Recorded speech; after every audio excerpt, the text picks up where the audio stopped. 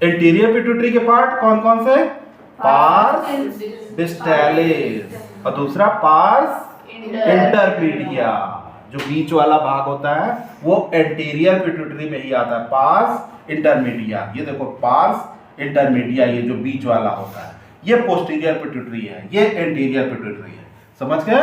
तो pituitary gland के generally कितने पार्ट होते हैं? दो, एंटीरियर और पोस्टीरियर। और बीच वाला जो भाग होता है जिसको हम पार्स इंटरमीडिया कहते हैं वो किसमें आता है? एंटीरियर पिट्यूटरी में ही आता है। अब हम लोग पढ़ते हैं hormones of the anterior pituitary. Anterior pituitary के हार्मोन पढ़ते हैं। तो एंटीरियर पिट्यूटरी जो है जिसको हम कहते हैं पार्स डिस्टालिस, पार्स डिस्टालिस। इसका पहला हार्मोन है क्या? क्या बोलते हैं पहले हार्मोन को? सोमैटोट्रोपिन। इसको और इसका एक नाम होता है, सोमैटोट्रोपिन के अलावा भी इसका एक नाम होता है, सोमैटोट्रोपिक हार्मोन। सोमैटोट्रोपिक हार्मोन भी कहते हैं। क्यों कहते हैं? क्योंकि ये हमारे शरीर का सोमैटिक ग्रोथ के लिए ये जिम्मेदार होता है। सोमैटोट्रोपिक हार्मोन, सोमैटिक ग्रोथ। हमारे शरीर की सोमैटिक ग्रोथ क्या होती है? सोमैटिक ग्रोथ होती है हमारे शरीर की पूरी growth except reproductive region. Reproductive region को छोड़कर जितनी भी ग्रोथ होती है उसको हम क्या कहते हैं? Somatic growth. तो उसके लिए जिम्मेदार हार्मोन कौन सा होता है? सोमैटोट्रोपिन हार्मोन। और इसका दूसरा नाम क्या है? Growth hormone. इसका एक और नाम होता है ह्यूमन ग्रोथ हार्मोन। जो हमारी हाइट के लिए जिम्मेदार होता है उसको कहते हैं ह्यूमन ग्रोथ हार्मोन। इसके अलावा दूसरा जो हार्मोन होता है वो क्या होता है भाई? बताओ। Prolactin hormone. नाम ही इसका लैक्टिन। लैक्टिन से नहीं लगता कि ये मिल्क से रिलेटेड है? लगता है ना, इसीलिए इसका नाम है प्रोलैक्टिन। इसका एक दूसरा नाम भी है, उसको क्या कहते हैं? Lactogenic. Lactogenic hormone, milk producing hormone. Milk producing hormone. Milk कहां बनता है? मेमरी ग्लैंड में। मेमरी ग्लैंड में बनता है।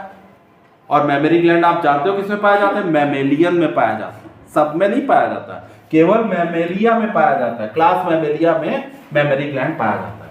फिर तीसरा हार्मोन क्या है? Thyroid stimulating hormone. निकलता कहां से है? पिट्यूटरी ग्लैंड से निकलता है। टारगेट क्या है इसका?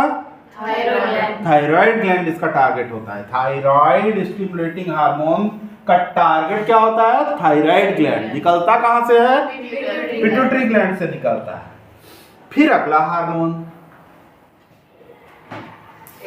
Adreno कार्टिकोट्रोपिक hormone. अब आप लोगों ने सुना होगा एड्रीनल ग्लैंड के भी बहुत सारे पार्ट होते हैं।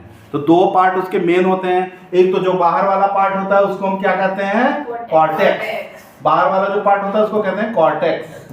और जो अंदर वाला पार्ट होता है उसको हम कहते हैं मेडुला। तो कॉर्टेक्स पर कंट्रोल होता है किसका? पिट्यूटरी ग्लैंड के हार्मोन का। कॉर्टेक्स पे कंट्रोल होता है, उसको हम क्या कहते हैं? Adrenocorticotropic hormone. सारे एड्रीनल ग्लैंड में कंट्रोल नहीं करता है, केवल किस में कंट्रोल करता है? कॉर्टेक्स में करता है। तो ये हार्मोन का नाम क्या है? Trophic hormone. और इसका फुल फॉर्म, इसका शॉर्ट फॉर्म होता है ACTH। ACTH, ठीक है। उसके बाद अगला हार्मोन क्या होता है? अगला हार्मोन क्या होता है? Follicle stimulating hormone. Follicle stimulating hormone. Follicle stimulating hormone जिसको हम क्या कहते हैं? FSH। फॉलिकल स्टिमुलेटिंग हार्मोन किस में सिक्रेट होता है? मेल में सिक्रेट होता है कि फीमेल में सिक्रेट होता है? दोनों में होता है। दोनों में। तो वही पिट्यूटरी ग्लैंड मेल के होती है कि फीमेल के होती है? दोनों के होती है। दोनों में होती है। तो इसका टारगेट जो होता है गोनड्स होते हैं। इसके टारगेट क्या होते हैं? गोनड्स होते हैं। मेल का टेस्टिस, फीमेल की ओवरी, इसका टारगेट होता है। फॉलिकल स्टिमुलेटिंग हार्मोन इसका टारगेट होता है। इसके अलावा अगला हार्मोन क्या होता है? Luteinizing hormone. इसका भी टारगेट जो होते हैं गोनड्स ही होते हैं। तो मतलब 2 गोनेडोट्रोपिन जो होते हैं रिलीज होते हैं कहां से? पिट्यूटरी ग्लैंड के एंटीरियर पार्ट से, जिसको हम कहते हैं पार्स डिस्टालिस कहते हैं, पार्स डिस्टालिस कहते हैं। ठीक है, तो अपन थोड़ा सा आगे बढ़ते हैं। अब इसको ऐसे क्रॉस करते हैं तो फिर ये दोबारा।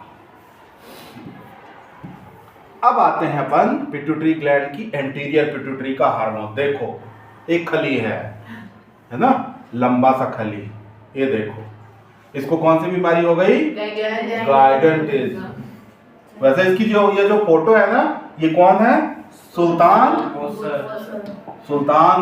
कोसर नाम है इसका, सुल्तान कोसर। इसको कौन सी बीमारी हो गई थी? गाइगेंटिस। क्यों हो गई थी भैया? Over secretion of growth hormone. Growth hormone अगर बचपन से ही ज्यादा सिक्रेट होने लगता है तो हाइट बहुत ज्यादा हो जाती है। इसकी हाइट कितनी है भैया?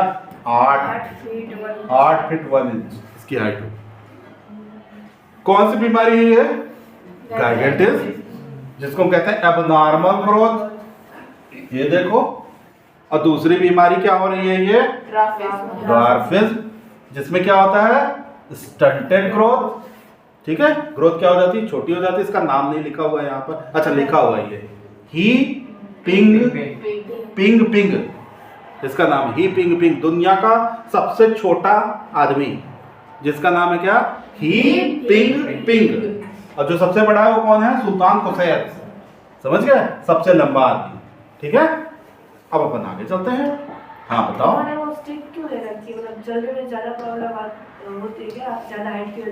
हाँ, ज्यादा हाइट की वजह से बहुत सारी प्रॉब्लम शुरू हो जाती है। जैसे आप क्या होते हैं कि आप ग्रेविटी के अगेंस्ट चलते हैं। जब भी आप चलते हैं तो ग्रेविटी के अगेंस्ट चलते हैं, तो ग्रेविटी क्या है? हमें खींचती है अपनी ओर, तो हम झुक जाते हैं या तो, ठीक है, हमारे बोन डिफॉर्म होने लगते हैं, स्ट्रक्चर, हमें जो है ज़्यादा दिक्कत होती है अगर हम ग्रेविटी के अगेंस्ट कोई भी काम करते हैं। अब ग्रेविटी जैसे हम लेटते हैं तो हमें ज़्यादा आराम क्यों मिलता है? इसलिए मिलता है क्योंकि हम ग्रेविटी को सपोर्ट कर रहे होते हैं। ज़मीन में सोते हैं तो हमें और अच्छा लगता है। क्यों? क्योंकि हम ग्रेविटी के पास ही पहुंच जाते हैं। समझ गए? तो ये नुकसान होता है इसमें। और ड्वार्फिज्म का क्या नुकसान होता है भैया? आर्मी में जाना है, पुलिस में जाना है तो नहीं जा सकते आप। ड्वार्फिज्म अगर आपको है, बहुत सारी है ना, हाइट की वजह से प्रॉब्लम होती है। इसलिए ग्रोथ हार्मोन भैया बहुत जरूरी है। जरूरी है कि नहीं है? ग्रोथ हार्मोन जरूरी है ना? और कोई दिक्कत होती है ड्वार्फिज्म की वजह से? और कोई दिक्कत हो सकती है? बहुत सारी प्रॉब्लम होती है। ड्वार्फिज्म की वजह से आप बेसिक वर्क नहीं कर पाते। पंखा साफ करना कैसे करोगे? टेबल के ऊपर कितना चढ़ोगे? कितने टेबल लगाओगे? समझ गए? कपड़े ऊपर से निकालना है, दिक्कत होती है बहुत सारी। ठीक है, और थोड़ा सा लो स्टीम भी फील होता है। हाइट अगर कम होती है तो स्टीम थोड़ा सा कम हो जाता है, आपका कॉन्फिडेंस थोड़ा सा कम हो जाता है। हाइट ज़्यादा रहती है तो आपका कॉन्फिडेंस अच्छा रहता है। और जो एनिमल होता है, जैसे वो जो यहाँ पाया जाता है लियोपार्ड, वो लो हाइट मतलब कम हाइट वालों के ऊपर हमला करता है। उसकी हाइट से ज़्यादा कोई दिखता है तो उसके ऊपर नहीं करता वो हमला, लियोपार्ड। समझ गए? तो ये भी एक जो होता है। सर, ग्रोथ हार्मोन का सिक्रीशन हम बढ़ा कैसे सकते हैं? ग्रोथ हार्मोन का सिक्रीशन बढ़ाने के लिए हमें ध्यान देना पड़ेगा किसमें? हाइपोथैलेमस में। अगर हाइपोथैलेमस एक्टिव कर लिया तो ग्रोथ हार्मोन हमारा जो है बढ़ता जाएगा, और जब बढ़ता जाएगा तो सिग्नल देता जाएगा हमारी बोन्स को, और जब सिग्नल देता जाएगा तो हमारी क्या हो जाएगी? ग्रोथ हो जाएगी। तो ठीक है स्टूडेंट्स, आज हम यहीं तक कंप्लीट करते हैं। अगला लेक्चर हम लोग आगे चल के करेंगे। Okay, bye.